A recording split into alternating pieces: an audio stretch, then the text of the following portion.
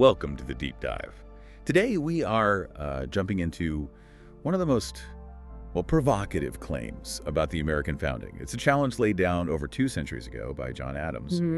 He proposed this really fascinating distinction, the Revolutionary War, that was just the fighting. And it ended, definitively at Yorktown in 1781. Right. But the true revolution, as Adams saw it, that was something else entirely. It was this chaotic, continuous period of really fundamental adaptation in government, society, economics. It kept going long after the cannons fell silent. And that's exactly our mission today. We're diving into a whole stack of documents covering those crucial 20 years after the fighting. So from 1781 right through 1800, the end of that Federalist era. And we're asking, does the historical record actually defend or maybe refute Adams's premise? Yeah, and we've got sources detailing, economic collapse, pretty profound social shifts, big constitutional crises, and these landmark legal decisions. So if Adams is right, then the most critical, truly revolutionary changes didn't happen on the battlefield at all. Exactly. They happened in, legislative halls, in the courts, maybe even inside the American household itself. It suggests that winning independence, that was just the prelude. The really hard part, building a nation that could actually survive, that came next. Okay, let's unpack that. Starting right after 1781, what did winning the war actually bring? Because it sure wasn't stability. It sounds more like collapse. Yeah. Our sources paint a really dire economic picture. Oh, it was dire. An existential threat, honestly, not just some recession. John Steele Gordon's work details how the government under the Articles of Confederation was just, fundamentally paralyzed. How so? Massive national debt, right. But the government had no power to tax. And that wasn't just inconvenient. It meant it couldn't enforce its own authority, couldn't pay its soldiers properly, couldn't even pay the interest owed to creditors, foreign or domestic. Wow. And the money itself. The actual currency. Almost worthless. Think about it. You win independence, but the money in your pocket means next to nothing because the system backing it is, practically non-existent. So internal failure and then external pressure too. Oh yeah. Compounding all this was, you could call it commercial warfare from outside. Britain immediately hit the new country with full exclusionary tariffs, just shut them out. And didn't they close off trade routes? Yes, they immediately closed the absolutely crucial, very lucrative West Indies market to American ships. They were basically daring the U.S. to collapse. It was brutal. It sounds like America was being treated less like a new nation and more like, a failed experiment by the European powers. How serious was that threat of foreign contempt? Oh, highly serious. Highly existential. Look, Britain didn't just impose tariffs, they stayed put on the western frontier. They were arming Native Americans, even helping local separatist movements, stirring up trouble. And Spain. Spain refused to recognize U.S. sovereignty west of the Appalachians, and crucially, they closed the Mississippi River to American trade. Which would be devastating for settlers moving west. Absolutely devastating. For settlers pouring into places like Kentucky and Tennessee, overland travel was almost impossible. That river was their lifeline. Britain genuinely thought America would just come hobbling back to the empire. They didn't believe that flimsy articles government could possibly hold things together. Okay, so the war was over, but the nation was completely incapable of securing its own economy or even its territory.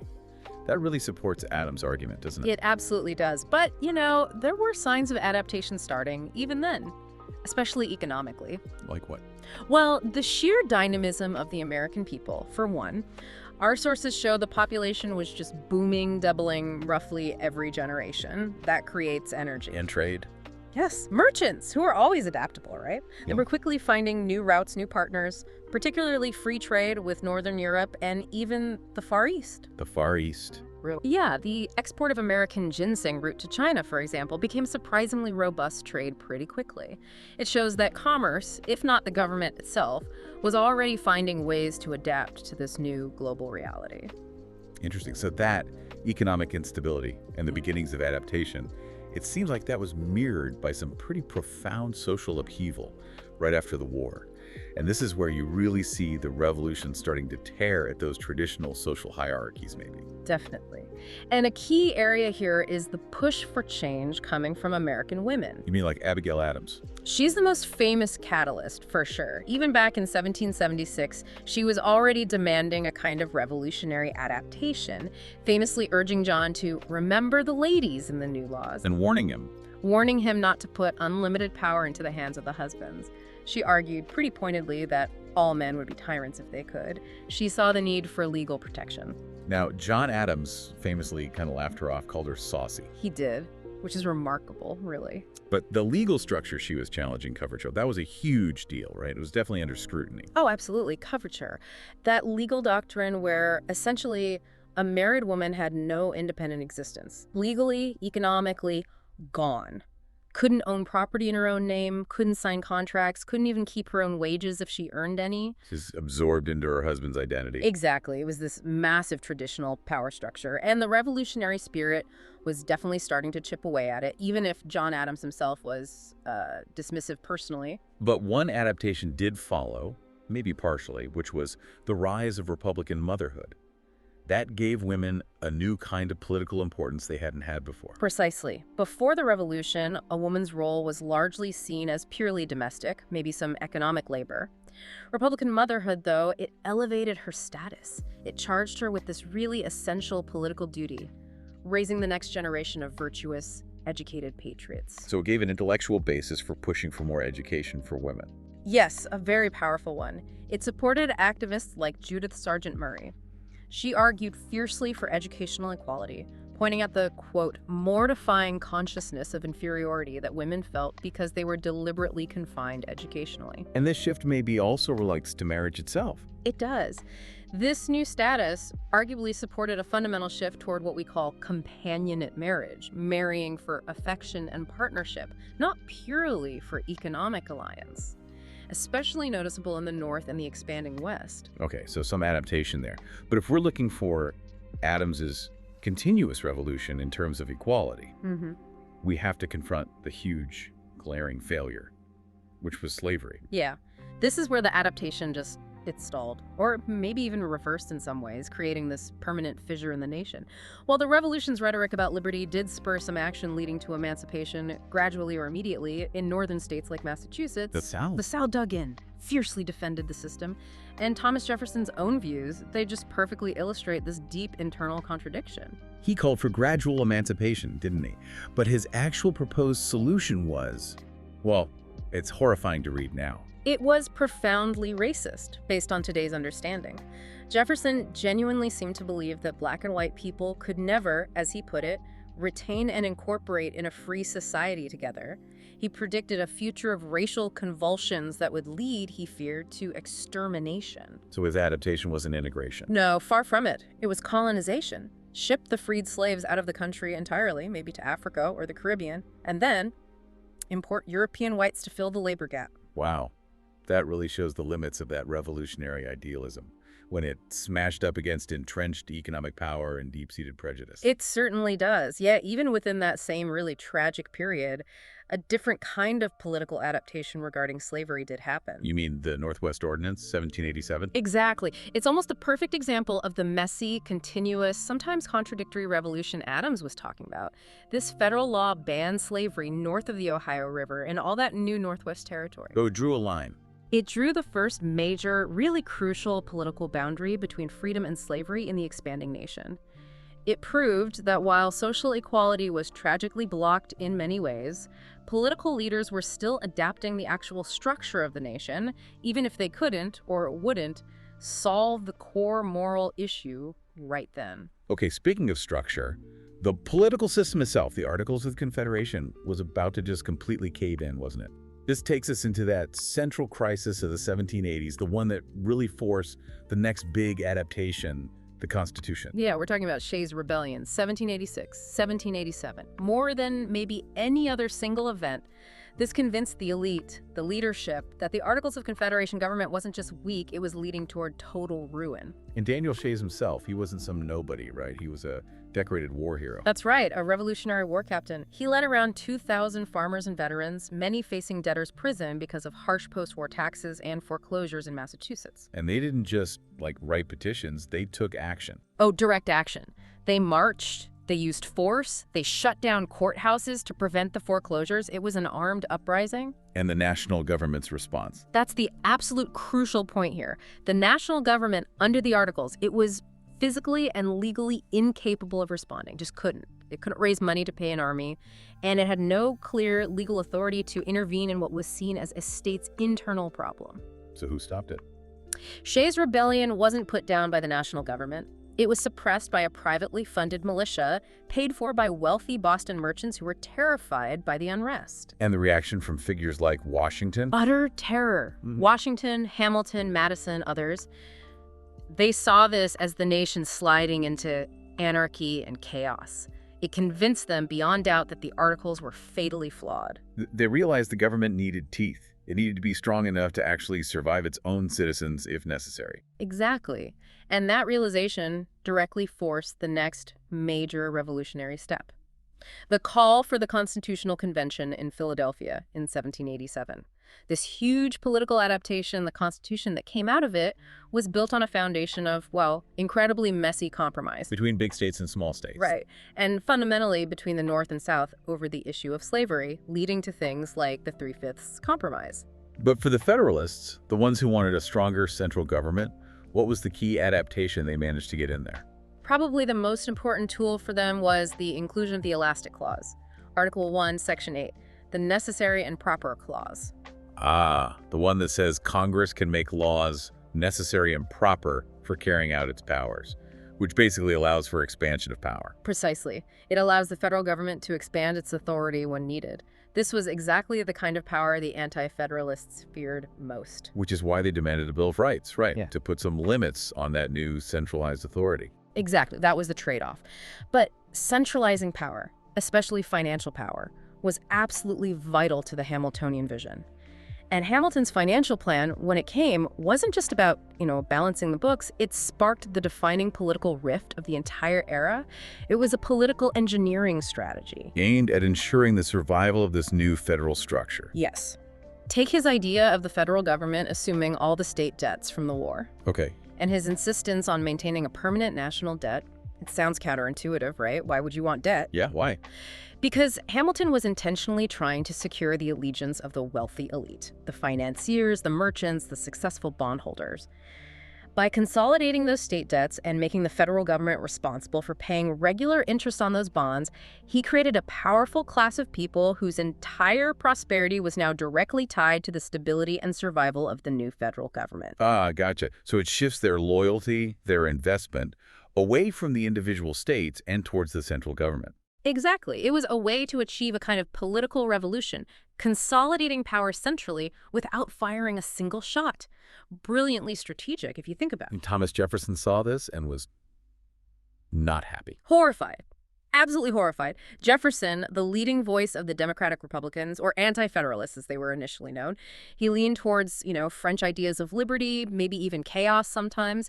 He believed America's future, its virtue, lay in agriculture and small farms, the chosen people of God, he called farmers. So Hamilton's plan looked like? To Jefferson, Hamilton's strong central government, the tariffs, the national bank he proposed, it all looked like recreating the very British system of aristocracy and financial tyranny they had just fought a war to escape. Okay, so the system is created, the battle lines are drawn between Hamilton and Jefferson.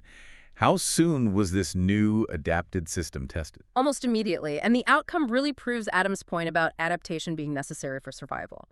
Fast forward just a few years to the Whiskey Rebellion in 1793, 1794. This was farmers again, right? In Pennsylvania. Yes, farmers in western Pennsylvania rose up protesting Hamilton's new federal excise tax on whiskey. Whiskey was crucial to their economy, sometimes even used as currency. And they used similar tactics, similar language to Shays' rebels. Eerily similar. Protests, violence, threats against tax collectors. It looked like Shays' Rebellion all over again. But the response? Utterly, fundamentally different. Remember 1786? The national government was powerless. In 1794, President George Washington, in the only instance ever of a sitting president personally commanding troops in the field, led an army of 13,000 militia soldiers into western Pennsylvania. 13,000. I guess farmers. Yes. It was an overwhelming show of force. The rebellion just melted away. And that single act, the ability of the federal government to raise an army and crush an internal dissent, that proved the constitutional adaptation had worked. It proved it decisively. The precedent was set, loud and clear. You oppose the government through legal, constitutional means, petitions, elections, debate, not through violence or armed rebellion.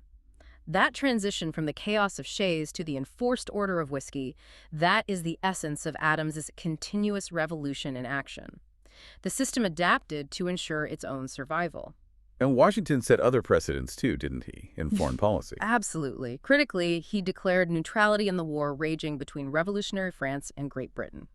Despite the fact that France had been our crucial ally in the Revolutionary War, Washington chose non-entanglement. Which must have been controversial. Deeply controversial, but it was another massive adaptation, steering the fragile new nation away from becoming just a pawn in European power politics. It was a move away from that old colonial dependency. Okay, so the structure is proving stronger, but the political fights were still intense. The climax of this whole period arguably happened during John Adams' own presidency. It really showed how fragile the new structure still felt, didn't it? It really did. You have the French, angry about American neutrality and trade with Britain, starting to seize American ships. Right. And Adams sends negotiators. He does. And French agents, infamously referred to as X, Y, and Z in the dispatches, demand a huge bribe just to start negotiations. The XYZ affair.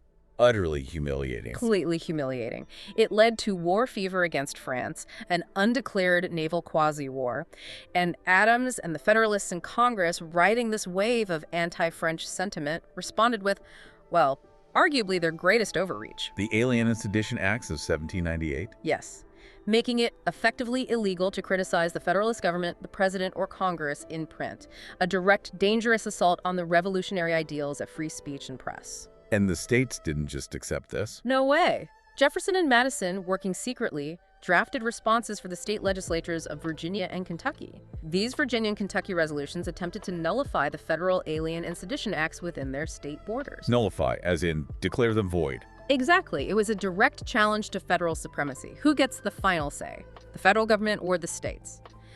The political adaptation needed one more piece, a legal tool, to really settle that question. And that final piece came from the courts. It came via the Supreme Court, in a rather roundabout way. Adams, as you know, lost the bitter election of 1800 to Jefferson. But before leaving office, in his final hours, Adams made his famous midnight appointments. Filling judicial posts with Federalists. Exactly. Including, most consequentially, appointing John Marshall as Chief Justice of the Supreme Court, a staunch Federalist.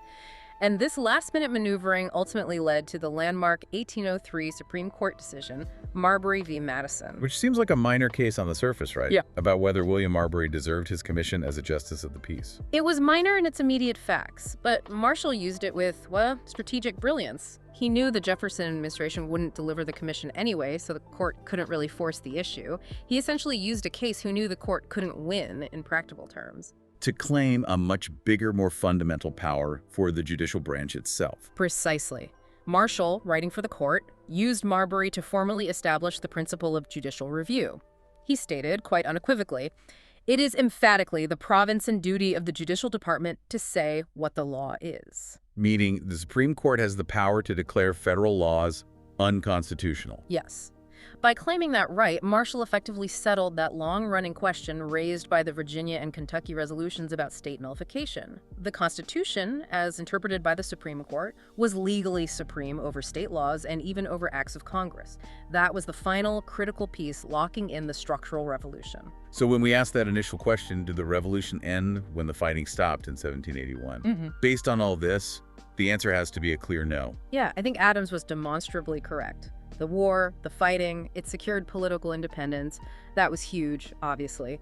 But that continuous, messy, often conflicted period from 1781 right through 1800, that was the real revolution in terms of building a lasting nation. You see the country transition from economic collapse, foreign contempt, a powerless political system under the Articles, to a stable, functioning, legally supreme federal republic, complete with a national economy taking shape, and these powerful tools like judicial review and federal enforcement authority. Pretty much every aspect of the nation's structure had to adapt, often painfully, just to survive.